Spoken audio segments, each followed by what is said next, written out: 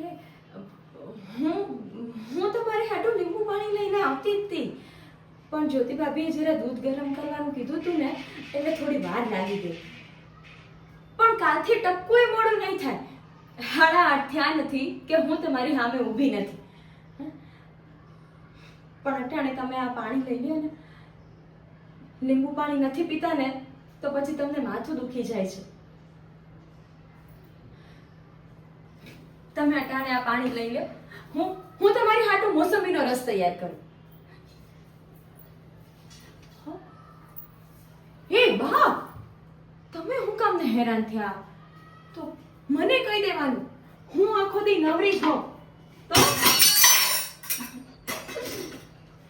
તમને ખબર છે બા, હું આખો દિવસ મારો સમય ક્યાં પસાર કરું ને એ વિચારતી હોઉં છું.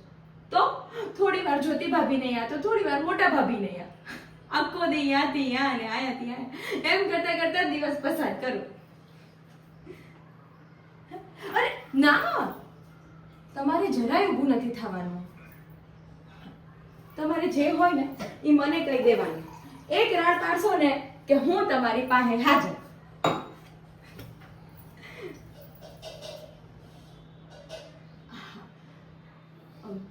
હું તમારો મોસંબીનો રસ તૈયાર કરું.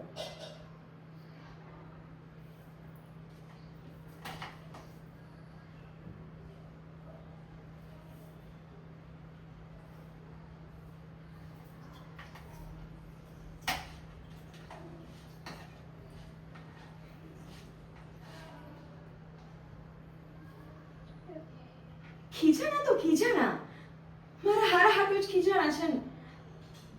મારે વખતસર પોગી જવા જેવું હતું, પણ હું એ હાવ ગાંડી આ રસોડામાં 2 ઘડી વધારે ઊભી રહી.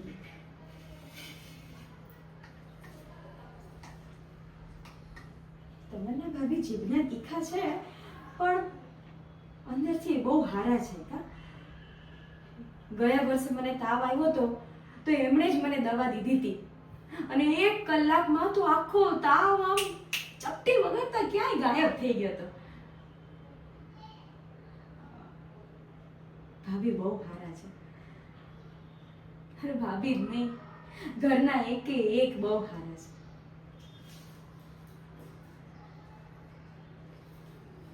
હે અંબેમાં ઘરના હંધાઈને હારા જ રાખજે.